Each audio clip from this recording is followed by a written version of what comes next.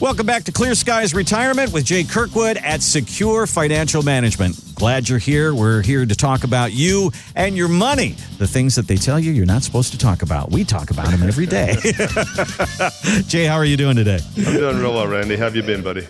I'm good. It's always good to get together with you and talk about this because, boy, when people find out that I'm on your show, they always come to me and they say, so what should I do with my money? And I was like, talk to Jay. It's like, I've learned some things through osmosis, but not that much. I can't plan your retirement. All right. So one of the things about retirement planning is certainly the savings part, and many of us done a pretty good job with that. Yeah. And then you get to a point where you go, okay, now what? So the next step is building that income, building that paycheck that you need in your retirement. This is Jean Chatsky, and she's from Morningstar, and she says this next step that you're about to take going into retirement is critical. We did a great job at just banging the drum about the fact that people needed to max out, to pay themselves first, to contribute to their retirement account. What we did not do, what we're just starting to do, is to help people understand that they now have to reverse engineer the entire thing. They've got to take the money that they've accumulated and they've got to figure out how to turn it into a stream of income that's going to last as long as they do. All right. We got to reverse engineer it, she says. So talk to me about, what is she talking about here? Yeah. It's just basically taking assets and making income, but people have a different idea about what income is. For some people, that's just peeling money off the top. Right. For other people, that's an asset that makes money. So talk to me about how we go about that. Yeah, she's spot on. We talk about basically the same thing on the show a lot, right? Is that a lot of people that come to us, they've done a wonderful job on the investment side. They've been diligent. They've sacrificed. They've done things that they wanted to do, and they've passed them up so that they could save and not get into debt and accumulate that 401k. They've done a wonderful job on that, and they've got this pile of money, and now it's time for retirement, and everything is changing. It's just, it's going around 180. First, you're moving from work life to retirement, right? So you're going from a period where you've had 40 plus hours a week of your life spent working or at the office, probably more for a lot of us than 40 hours, right? And we've gone from having that paycheck come in every couple of weeks, saving mindset, investment mindset, growth, aggressive growth sort of mindset, to now, well, I've got a bit more time on my hands. That's good. That's what I wanted, right? That's why I retired. I want my time to myself to do the things that I want. But I don't have my paycheck coming in, and I'm not accumulating money. I'm not putting money away. Now I've got to figure out a way to make this bucket of money last me the rest of my life. And it also requires a mindset change, and it takes people a while to get to that point, because how has your investment strategy been to that point? Grow. Hey, the market's volatile, but it goes up over time. If the market goes down, it's kind of in my advantage because now I'm still investing and I'm buying at a discount. And very likely in a few years, it'll be higher from where the difference in retirement is if that market goes down, you're not adding to it, you're taking away from it. So you're compounding those losses, right? Things are getting far more complicated. And so it's a reverse, a 180 on many levels, not just personally how you're spending your time, but it's really about how are you going to invest in the strategy for the rest of this. And what she's talking about there is she used the term reverse engineering, and I think she was more looking for the term, we've got to change our whole philosophy of what money means and how we're going to use it. And the best example of this is we have a lot of people that retire at the end of the year, right? It kind of makes sense. Like, hey, it's finished the year off and I'll start the new year retired. And we had a lady who came in, a single lady, and she was very worried about that. She said, hey, I'm different from a lot of the people that you work with. I don't have a spouse, so I've got what I've got, and that's it. And I said, hey, this might surprise you, but probably 20 to 30% of the clients we have are single and recently or now. And I said, so this isn't unusual necessarily. And she said, okay. And we got started, And she said, all I know is I don't want an annuity. I was like, all right, that's cool. Yeah, I said, okay, that's completely fine. Some people that works for them, other people it's not, no big deal, right? So this was the issue. She was incredibly worried about the fact that she was single. I've only got me to count on. The household only has one social security check, right? Instead of, you're married, you've got two coming in.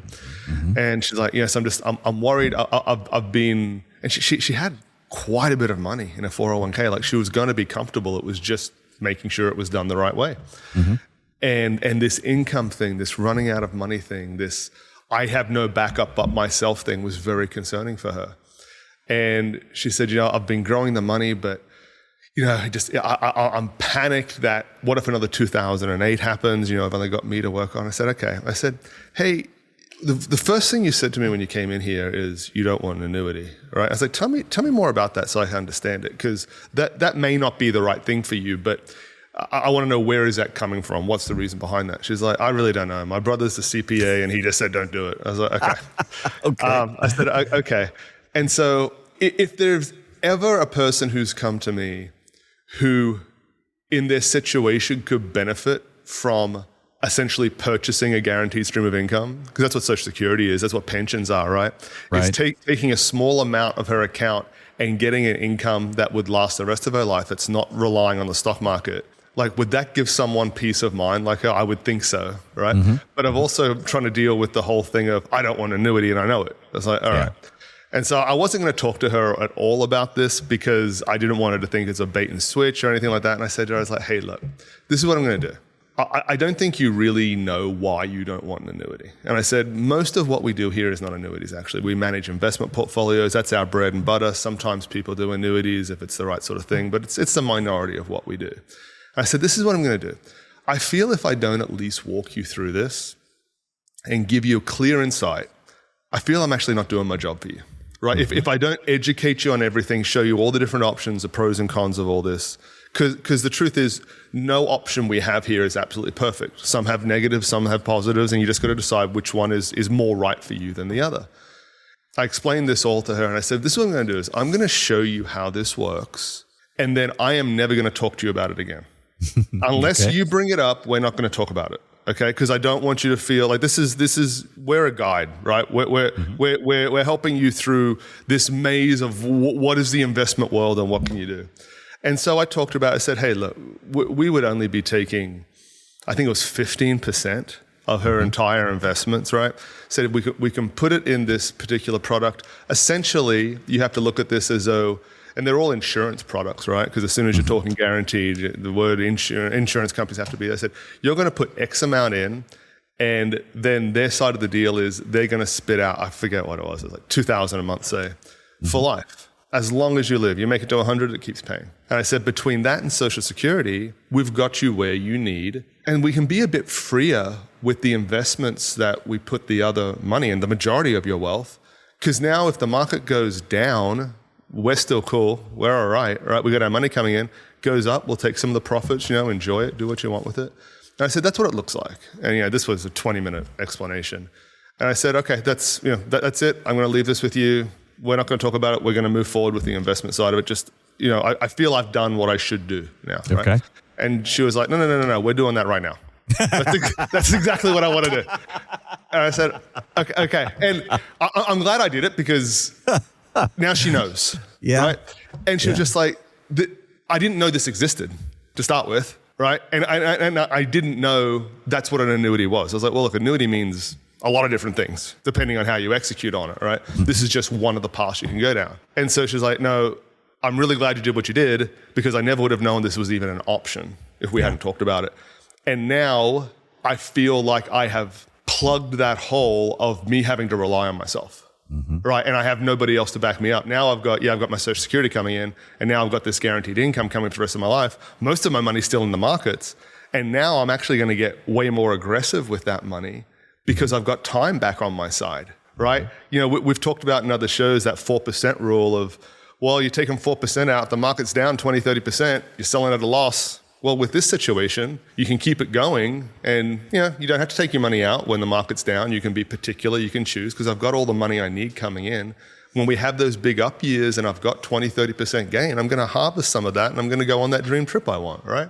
So it was kind of weird. I was talking to one of the other advisors. I was like, I'm a little bit nervous telling this lady about this because I don't want her to think that it's a bait and switch, but I don't think I'm doing the right thing if I don't. And it worked out well. Yeah. It's interesting. You know, something occurred to me as you were telling that story is you remember years ago with gas stations and you would go across the thing, you'd go ding, ding. And then some guy would come out in a uniform and he'd check your oil and he'd do your windshield and all that kind of guy. So you, Jay, are a gas station attendant. This is your job. Thank you for that compliment.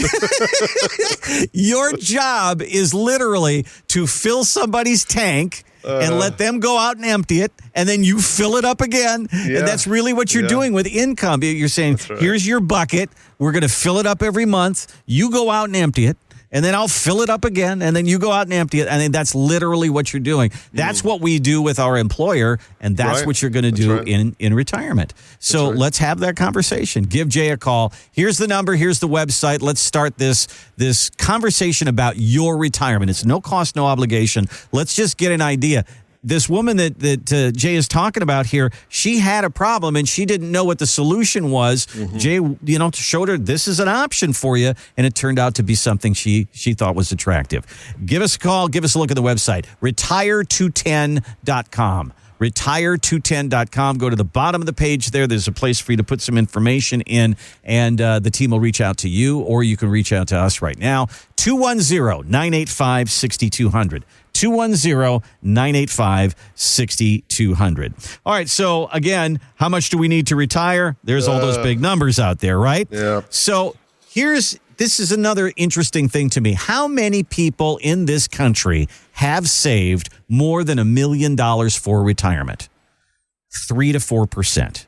Okay? Yeah. So that must mean everybody who's in retirement is just miserable because they don't have $1 million. Well, you know what, folks? That's not true.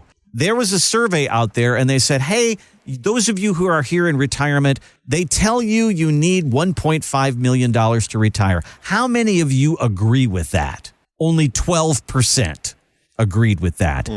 They asked people, how are you doing? 74% of people said, I'm doing just fine in retirement. And a lot of those people don't have $1 million. What is going on here, Jay? Is there scare tactics in the financial world out there that say you got to save this, you got to save that? Why these big numbers? And it's obviously it doesn't resonate with an awful lot of people who are living it. Yeah, well, we listened to an audio clip a while back about that lady from Morningstar saying, hey, we've done a great job out there banging the drum on you've got to save for retirement, you've got to save for retirement. And she said, it's been effective. And this is all part of it, right? So if you set the bar at 1.8 million at 2 million, knowing most people aren't going to reach it, well, they just keep trying to save more and more and more. And I don't even know what the latest figure is. It would be a lot higher than this now with the growth in the market. There's trillions in 401ks. Yeah. Trillions, right? And it's a moneymaker for the providers. So the more you can put in there, the more they're going to get from that. So there's definitely... The more they make, yeah. There's definitely got to be some sort of conflict of interest there, to your point. But, I think every few weeks we have an article come across. Was it Kevin O'Leary that said 5 million? I think. Yeah, and just recently, Susie Orman put hers up to 10 million. Really? I mean, nobody's retiring. No, nobody's retiring. So I don't know what the purpose of it is. Like, is everyone supposed to just work until they die at their job? Because what did this say? That only 3 or 4% have $1 million saved? Is that what you said? 3 or 4%. So what does it go down to for 10 million? Like a 100th of 1%? Yeah, it's got to be. Nobody's retiring if that's it. Yeah. And even the 1.2 or 1.8 million, most people are not retiring if that's the case either, right? Yep. And again, it comes back to the whole, look, this is a great headline and it causes people to read. That's about where it ends. Because this is the reality I shared with you before. We have people that come into our office and they've got $500,000. 750,000, whatever it might be. And their retirement is going to be just fine. They're this group here of 74% that's like, no, everything's going pretty well. I'm very comfortable. There are people that come in that do have the 5 million saved. And I've got to show them the plan and the fact that that 5 million is not going to be enough for their retirement. Because what is retirement to those individuals, right? One of the people that we had, and they had a lot of money, it was just their retirement expectations were incredibly large. So apparently there is this, the Four Seasons, right? Like the luxury hotel. Apparently the Four Seasons, these people educated me on it. Obviously I'm not in the elite circles that they travel in. The Four Seasons has like a private plane, but it's like a commercial private plane, like a 757 or something. All right. And it goes around the world in 2 weeks or something and stops at all the Easter Island and Bora Bora. And all. I think it's $250,000 a person. Right. Right? Like $500,000 for a couple. And like, well, that's one of the things that we want to do. Oh my God. Well, like, keep working. Like, I don't know what else to tell you. Like, that's $500,000 and it's coming from retirement accounts, right? So the 500 becomes 650 when you put the taxes on. I'm like, okay, that's a good chunk of your retirement coming out right away. And then it's not like expectations go down after that. So, when we need about $25,000 a month to live the retirement we want. I'm like, all right, hey, look, my job's to be honest with you. It's not that you can't do that. You're probably gonna have to work till you're 85. Like that's what the option is. So these people had, what did they? I think between them they had 6 or 7 million. Like they had money. But that's not enough with that lifestyle. Yeah, you want to knock off 10% of it right away to go around the world with the Four Seasons. Wow. And then clip another 300,000 or 400,000 a year for the rest of your life. It sounds like an awesome retirement. I would love it too. I'm not knocking it. Yeah. It's just, what does it cost to fund that? You're probably in like Kevin O'Leary money at that point. Amazing. Yeah. I go through Yahoo Finance, I think, every day, and there are just so many stories now. I have $5 million and I get $4,000 a month for Social Security. Can I retire? It's like, it doesn't make any difference if you've got 5 million, 10 million, 500,000, 700,000, 300,000. Everyone's worried about the same thing. Yeah, they are. It's the same thing. Whether you got 5 million or 500,000, you're absolutely right. It's come in like wringing the hand. Oh, I don't know if I can retire. All right, well, let's get into the weeds. Yeah. So it's different for everybody. It's what you spend. And, a lot of us have lived our lives within our means. We've done the best we can. We've saved the best we can. Let's sit down and do your retirement math. I mean, that's all I can really say. That's what this show is to say, come on in and let's figure out where you are. Let's do the math on your retirement and figure that out. We do that at no cost or obligation. It's just a meeting. Give Jay and the team a call at Secure Financial Management. Let's have that meeting. It's retire210.com. That's the website. Tool around there, learn more. And there's a place at the bottom of the page that you can put some information in there, or you can skip all that and just call. It's 210-985-6200. 210-985-6200. Well, I think a couple weeks ago we did a story about a DIYer, a guy who planned his retirement himself, and he said, I did a pretty good job, but the one thing that I didn't do right was I wasn't ready for unexpected expenses. Yeah. And he said it literally derailed some of the years of my retirement, and I had to cut back on my lifestyle in order to afford these things. How do you write that in? I mean, is there a slush fund over here, or is there a line item over here, or just in case this happens, we've got this over here? How do you do that, Jay? Yeah, so I'll talk to it on a couple of levels, and the fact of like the basic financial principles of what we're talking about here, and then particularly for the retirement side of it as well. When you're going through your working years, if you've had any sort of financial consultation from somebody who knows what they're doing, the first thing they should talk to you about is, do you have an emergency fund?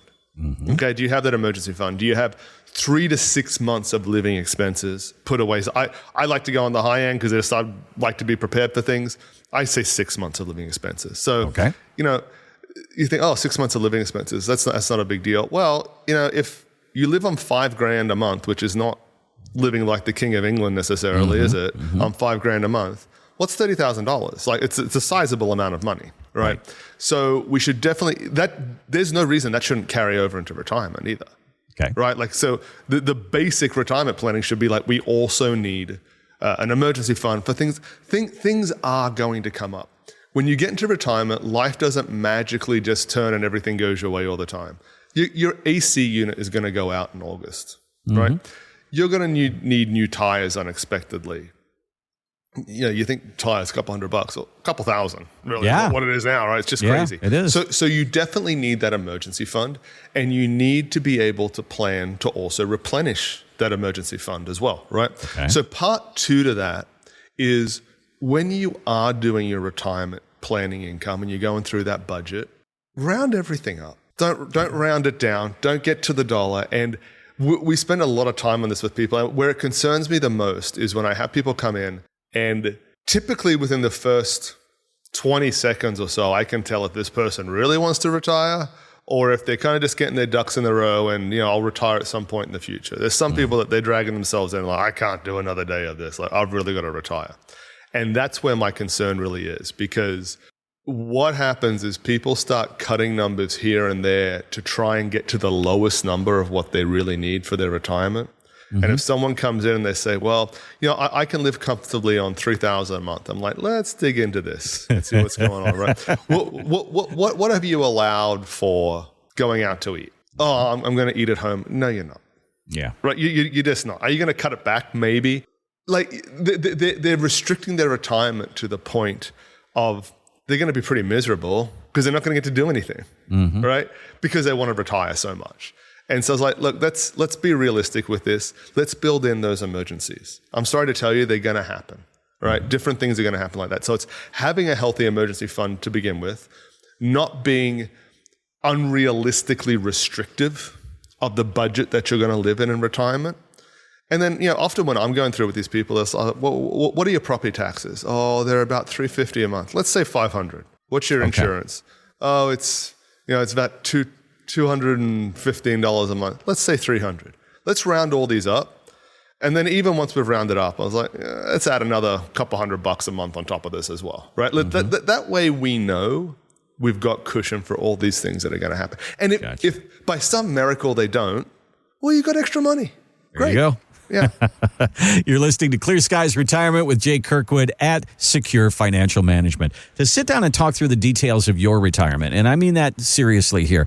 What your mom and dad did, what your brothers and sisters are doing, what your friends at work are doing are going to be completely different, very likely, than what you're doing. This needs to be very personalized. So let's do your retirement math. Retire210.com is the website. Tool around there. Learn more about Jay and the team. Give Jay a call. Let's get a date on a calendar and talk through your retirement. You've saved. You've done a great job. What does it look like for the next 20 years? Is there more work to be done? Are you going to be in a tax problem? There's all sorts of things and questions to answer. Let's get them answered for you. 210-985-6200. Again, 210-985-6200, or use the website retire210.com. Let's get a no-cost, no-obligation meeting about your retirement. And remember to have this podcast delivered straight to your favorite podcast platform by hitting like, follow, or the subscribe button. Thanks again for listening to Clear Skies Retirement, and we'll see you next time.